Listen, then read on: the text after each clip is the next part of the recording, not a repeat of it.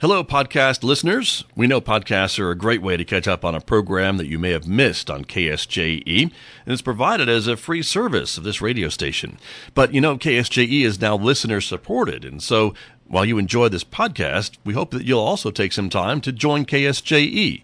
Become a member today. It's quite easy to do. Just go to our website at ksje.com/support and pick the level of support that best matches your budget. Thanks again for listening. Here's your podcast. Well, let me turn to my guests who are here with me this morning, back for their regular visits during the school year, and we appreciate your time so much. Superintendent Kirk Carpenter from Aztec Schools, good morning. Good morning, Scott. Welcome back. Well, thank you. It's, again, a pleasure to be here. We missed you even over the summer. I missed you. I don't know why you don't come in the summertime, but you don't. It's Miss Prokop's fault. I see. All right. No, Tania Prokop is here, too, and that's okay because you guys are pretty active over the summer, and sometimes you're out of town and just doing summer things. So It's funny because the summer, I think Miss Prokop probably say this too. People always say, what do you guys do in the summer? But I think for us, it's really one of the busiest times of the year. I imagine it is, and I know both of you, and you are both pretty busy. But Tania Prokop is here as well, Deputy Superintendent. Good morning. It's good to have you here, too. Thank you, Scott. Good morning. We won't blame you at all for No, not I tried to throw her under the I'll bus, take but it I if can't. if somebody's got to take it, I'll take it. I understand. Team player all the way, Absolutely. see? But it's great to have both of you back, and the school year is up and running at Aztec Schools, and so how are things going? Everything going well? Well, we always we joke at this time of the year that we turn on the lights and roll the buses out and the kids come, and it's not always that smooth, but it seems that with great people, things happen for many reasons, including Miss Prokop, who's done a wonderful job, and she'll be able to speak about something she's really helped us with staffing, which we're very excited about. And I'm not going to steal the thunder because we talk about the hard work that happens, but there's some encouraging things happening this year, because one of the big things we've talked about many years is staffing issues, and again, she'll get to talk about that. But we are off and running. And it's always an exciting time of the year is to get things started. We always joke about how short summers become and how fast things get here. But you know what? We love what we do, and this is what we're called to do. So it's an exciting time because kids are back in class, teachers are back in class, and we're always excited to make a difference. And each year when we talk to our teachers and our new staff, we tell them how they need to appreciate what they do. It's not easy. This is a very noble profession, but in no other profession do you have the opportunity every single day, every second of every day, to try to impact somebody's life. And so it's a privilege. It's not easy. But it's an opportunity to make a difference. And so we need to be thankful for the profession we're in. And that's the way we treat it, and that's the message we send out. And so each day we go to work, we need to remember that. And the old coach in me, or the former coach, I should say, and both I know Miss Prokop and I, is we treat every day as a coaching opportunity, that every day is game day. And we need to treat it as such, and every second is that. So again, that's the way we approach our jobs, and our teachers as well. That's the message they get, and we love what we do, and so every day is an opportunity, and we're just thankful we get to go to work every day and do what we do. There you go. And I know teaching, I would say, from your description, like maybe broadcasting is a calling, because you know you're not going to get rich doing it, but you have a passion for educating those students and being in the classroom, as you say, and it really is a calling for a lot of folks who stay with it for so many years, and we see that, too, these dedicated teachers who are in the classrooms every year. It is, and one of the messages, too, is when we talk about teachers, it's educators, and everybody, when we talk to our staff, everybody's an educator. Everybody owns, as we talk about in our district, improving student learning for all students. Everybody in the district. It's the old NASA approach. I know Ms. Prokop told the story many years ago about individual, whether it was a representative or it may have even been the president, walking into NASA before we sent a person to the moon, which I think this year is the 50th anniversary. Right. And the custodian sweeping the floor, the individual came across him and said, "What do you do?" And his message was, "Well, I'm responsible for helping send a man to the moon." It was that kind of systemic thought in the culture across the NASA, industry. If everybody owned that mission, And the same thing we want in Aztec. It's systemic, that everybody's role. It doesn't matter if you're driving a bus, because you're the first person our kids see, to the superintendent's office or the school board's office. It's not just teachers that own the idea of improving student learning. Everybody must. And so that's something we try to instill, that everybody's an educator in Aztec. It's not just our teachers. They have the biggest impact. Absolutely they do. And then the principals. But everybody must own that. And I think that's, again, what we try to instill each year, that your primary role is to improve student learning for all students. Now, you may be a custodian. You're not just a custodian. Your job is very, very important, and your job in maintenance is very, very important. But your primary role is to improve student learning, and that's, something we take with great pride. It's not something we'd want to just say. We must live it, because your little thing of just saying hi to a student as they walk down the hallway may be the biggest difference for that student, because sometimes, unfortunately, in our world, in our society, you're all they have when they come to school. So, again, it's a great calling, and it is a way to make a difference. And again, the passion we have and the love we have for it is something we hope we push forward to our staff and students. We hear it in your voice. We can see it in your face. Yeah. Mr. Carpenter, Tania Prokop, let me turn to you, because Mr. Carpenter has set you up for this impressive stat, which we were talking about before we came on the air this morning, because we talked, I know, in years past about the teacher shortages in New Mexico and actually around the country because of issues like salary and just not enough teachers maybe getting into the profession, going into educational programs and things along that line. But you were both telling me before we came on the air this morning that Aztec schools are fully staffed for the first time in a number of years, and that's because of a new program that you have been successful at. And so, Tania Prokop, would you let us know what that's all about? You bet. First of all, I struggle that it's something that I did. It's always very much a team effort. So what the team has put together is working with a local agency here in Farmington to bring to our district teachers from another country working on a visa. These teachers are filling vacancies that we've had. It's the same vacancies that we've had anywhere from 4 to 5 years, and they're in special education. That they're posted. For a while we went to colleges, but recruits weren't coming out of colleges. We'd attended different fairs, and still the same vacancies were always open year after year. And so what we had was this pattern of 8 to 11 vacancies, and they were filled by long-term subs. And so principals and instructional coaches had to support those long-term subs so that students still had a quality education. So working with this local agency, we're actually bringing teachers from the Philippines to Aztec, New Mexico, to fill our vacancies. They are special education teachers. We still have. They are trained in that particular absolutely. Field of study, right? Yes. And that work. So they're vetted by this agency first, and then they filled out applications, we reviewed resumes, and then we set up Skype interviews. So our principals had Skype interviews with these individuals. And something to think about is these individuals. I hear that video is the future. Rumor has it that the kids are all watching the video these That's days. right. So this is something that you were doing. We with tapped into that. International interviewing technique. Yes. Absolutely. And the interesting thing is, it was 8 o'clock in the morning for our administrators, but it was a different day and 3 o'clock in the morning for the teachers from the Philippines that were interviewing. That's dedication. If you're going to sell yourself at that time of the day, it was impressive to watch.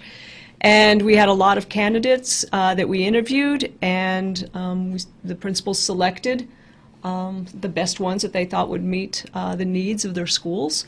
And there's a different process, right? They have to have interviews with embassies, and they have to secure their New Mexico Public Education Department license. And so they're going through a lot of the same steps that an American-born teacher would be expected to fulfill as well. So they have to have a New Mexico teaching license, background checks. Their degrees have to be vetted through agencies that will translate their degrees into American standards to make sure that they meet. And what we're finding is most of them exceed the qualifications. All of the teachers that are coming have experience working in schools. One of the teachers made it through all the hoops, and actually got here I think it was last week. And she came to us via Thailand, where she had been teaching for 4 years at a government school, and she was teaching in an American government school, and was teaching a variety of courses, and she'll be teaching special education math at Aztec High School. She's already in her second week. Checked in up there with her yesterday, and just a breath of fresh air, even for that whole math department. Just jumped in right away, working with kids, and bringing other ideas in, and just another viewpoint. So I think we've got 2 more teachers. We were expecting them yesterday, but they were busy with the agency that we're working with. Really helps them secure their Social Security number, helps them secure a driver's license, finds them housing, gets them all settled in. And so that was still taking place yesterday. So I think 2 of those teachers should be showing up at Aztec Central Office today. And hopefully they'll be showing up at Kugler Middle School this afternoon to start working with students. Very exciting. It is really exciting. I'm excited even for like the cultural part that they'll bring in. Right. Different culture, different, perspectives. Food. I mean, come on. Right. You know, let's try the cuisine, and just a different way of, like Kirk said, improving learning for all students. Just another different aspect of how do we do that. Right. And how long has it been since you've had these positions filled by full-time folks and not long-term subs, like you were saying? It feels like eternity. It really does. I'm going to say it's been at least 5 years since we've been fully staffed. We still have 1 vacancy, but we've got a hiring process going on as we speak at that site, and we'll see if that candidate surfaces for being hired. Okay. But, so we're real close to being fully staffed. Which I don't remember you saying that to me for a long time, either on this show. If ever on the show, right? On the show. So it's really refreshing, and I'm just really excited just to bring this breath of fresh air to our schools. Right. And Mr. Carpenter, again, this is unheard of in the last few years, so you're fully staffed, and I guess nothing against these long-term subs, but these folks are trained and ready to go, and they're full-time, and they can commit to this full school year and be there, right? Isn't that part of the positives? Very much the positives. In some of our long-term subs, we had maybe a couple that were former teachers, but now we even have some things that are limiting that because of legislation passed, which I won't get into. We want to stay positive. Okay, yes, but, sir. You know, and again, I appreciate Ms. Prokop's, signs of a true leader saying we, because it was a team effort. Absolutely, I know Ms. Williams in her office did a great job to help with all this, and Bloomfield has done this, and we modeled a lot of what they use with the same company. I know Farmington's done things with, I think, teachers from Germany, so this isn't uncommon. But what Ms. Prokop did, as she always does, is she reached out and she really investigated how to do this process, and just applaud her efforts and her office's efforts to do what's right for kids, because there were many interviews conducted, and there were some that weren't accepted. And what I think is a breath of fresh air is these teachers come, they're educated. You have to always worry about even the dialect they bring to make sure that even in the classroom with the instruction that they can communicate and get across the information. But being educated like they are, they're going to push some of our teachers. And that's important too. Like Ms. Prokop said, we've already seen it. We've seen them sit there and do some team teaching ideas, and all of that to me is going to be very, very important, because we want all of our students challenged, but we also think this is going to be a beneficial shot in the arm for all of our teachers as well. If I was the principal at the high school, we were talking about the food, I think I'd have an early potluck, because it's going to do some things there too. But the other thing that we didn't mention is, transportation could be a challenge. But Ms. Prokop, in her thinking, we've arranged with our transportation for some of these people to get on our school buses. They have housing arrangements throughout the district, so that can be a challenge. But challenges are opportunities. How do we make things happen? So they have housing near elementary schools.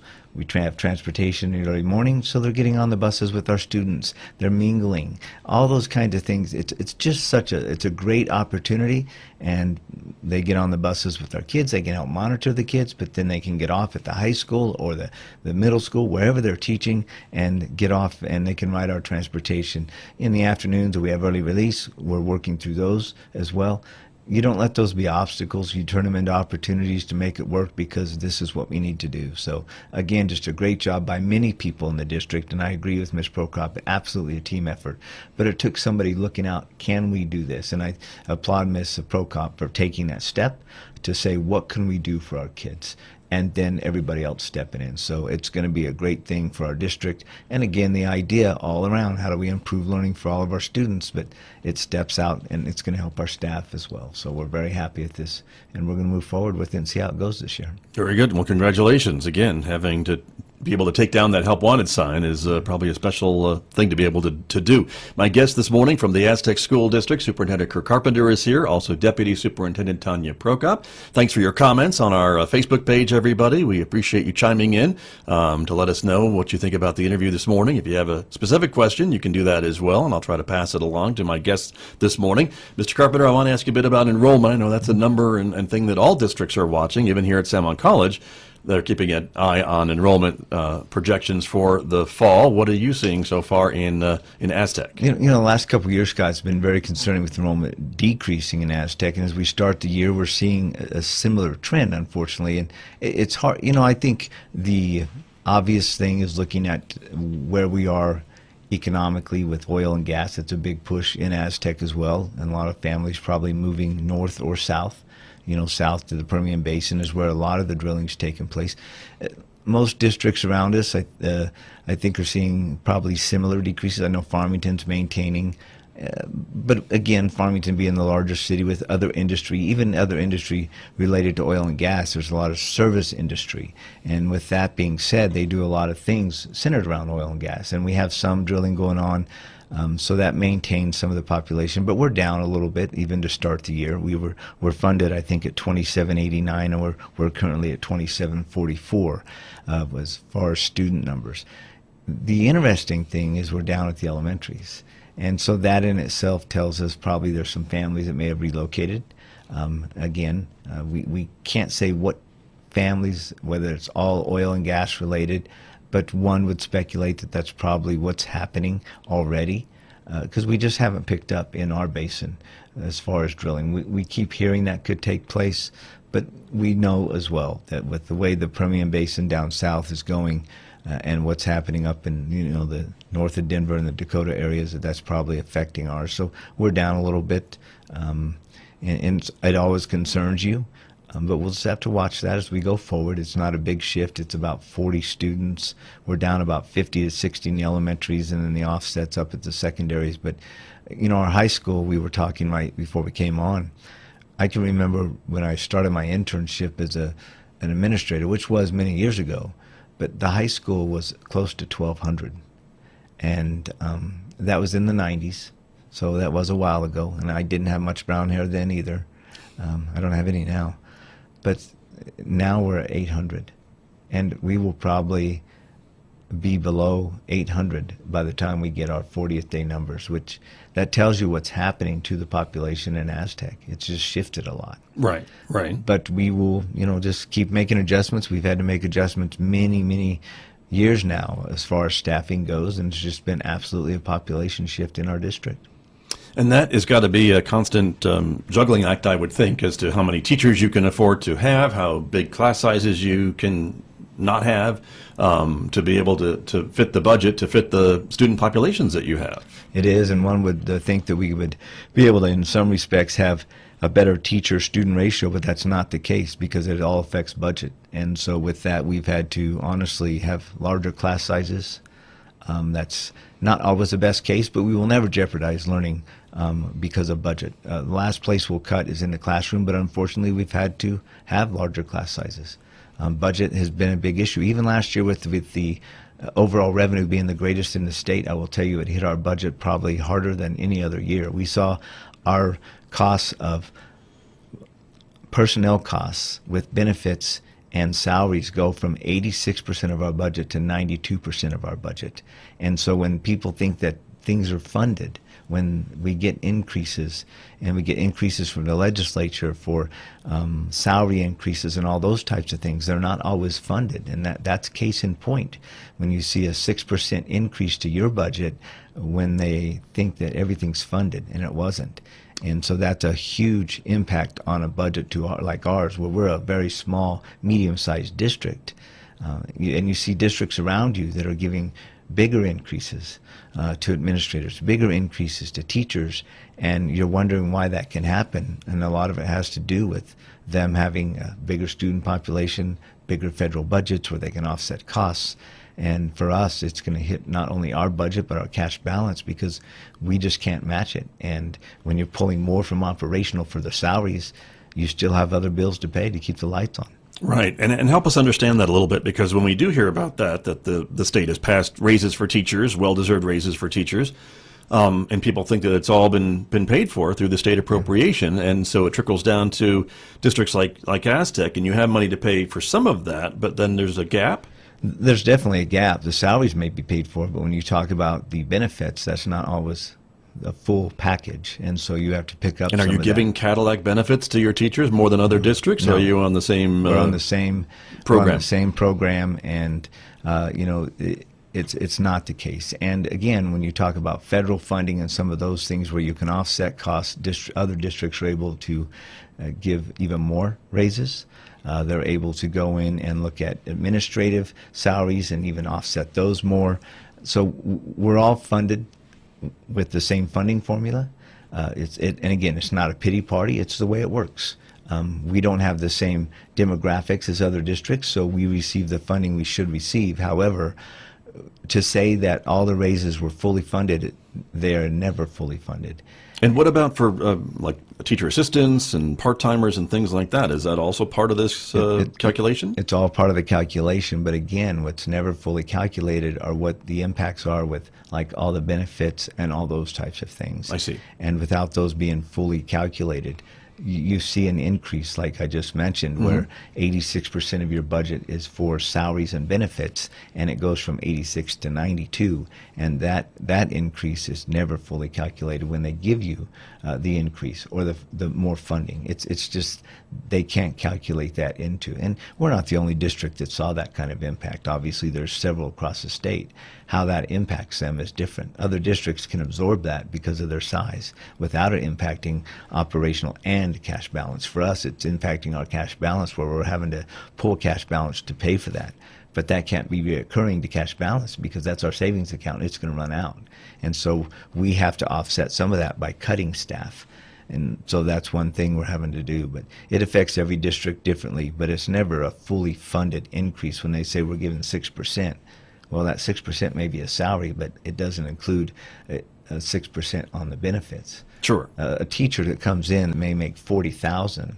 When you consider what that teacher costs a district, it's well above $40,000 because of the benefit package. Of course, right, and that's true for any business, I Everybody. think. And salary and your personnel staffs are usually their biggest chunk of your budget. And so, with the outlook for the new legislative session, is there still hope that there's some more funding coming for public education? I know there's this lawsuit that we've talked about in the past, and the state is kind of mandated by a court order to fully fund education, whatever that means. But there certainly seems to be more money coming into the state than we've talked about in past years. This year, for example, are you optimistic for the future too? Yeah, I'm definitely optimistic. I think for the future, I think would be the next, I would think, couple years that there's good revenue still coming in, and very optimistic, not just for salaries, but also for programs. We saw a big push for summer programs, K-5 plus, some of those things. This year there were as many districts that could take advantage, but I think it's because it was a late rollout. So I think not just salaries, but for different types of programs that would specifically affect the amount of education students get. So very optimistic. I mean, there's still a lot of revenue still rolling in as we watch oil and gas prices. You know, they aren't as high as they have been, but there's still good revenue. I think there's still good revenue projections. So I maintain optimism, I should say, and very optimistic that we'll continue with a good revenue picture. but I'm not an economist. I'm an educator. But at this point, I would say we're still in good shape. Sure. Let me ask you, final topic this morning. We're running a little bit short on time, but your impressions of the new public education secretary who was appointed, named just a few weeks ago, I believe. The governor appointed one secretary, and then she didn't work out, and so there's a new guy in charge. I wasn't Have you met able him? to. I have not met him. Wasn't able to listen to the phone conversation, but did check in with another superintendent. And I think the initial feeling is that he's going to be very collaborative. He's going to work with his staff that's on hand, which is very important because as a superintendent's association, we did send a letter to the governor asking to have some input and some consideration on the selection. And although we weren't at the table for that, we also wanted to make sure that they kept the current staff on hand because there's been a lot of work by the current staff, which are all educators, and that's important for us as superintendents. We feel like we need that because we haven't had that. We've had policymakers making decisions for educators, and that has not been productive. He is an educator. Although not a Mexican, he is an educator, but what we want is somebody that will sit down with us and work with us. We're not always going to agree. You don't want that. That's not productive. Sometimes we need to have disagreement. I mean, if we have somebody that disagrees with everything, that's not ever good. You need to have productive dialogue to think about different and new ideas. And so the idea of sitting down and having collaboration is having people sitting at the table with a lot of different people so we can share ideas, and with his staff, our staff. And so we're excited because we think that's what we're going to have, and that appears to be what he is sharing. Is he wants to work with his staff, he wants to work with educators, and when we say educators, it's not just superintendents, it's everybody. We need people at the grassroots, the people in the classrooms, the teachers, everybody that's involved in education. And from the first initial conversation, from what I've heard and the feedback, that's what it appears is going to happen, and that's what's good for kids because as adults, too many times we're trying to make those decisions about kids, and we need to remember that's what we're in the business of, is educating students, and it's for students, not to do things to them, but for them. Right. Very true. Well, we are out of time, both of you, but thank you for coming in. Thank you. Great to have you both here for to start another great year and your commitment to being here every month. I appreciate that. So, folks, staff and parents and grandparents and students in the Aztec School District, you could watch us every third Tuesday at 8 o'clock. Thank you, You'll Scott. be here. We'll see you in September. Thank you Thanks, both Scott. very much. You bet. Kirk Carpenter and Tania Prokop, my guests here from the Aztec School District on KSJE. And I'll be back with more in just a moment, everyone. The time is coming up on 8:40. Did you enjoy that podcast? We hope that you did. And if you did, share it with your friends. And if you really want to keep podcasts like this coming, please support KSJE. You can do it easily online at ksje.com.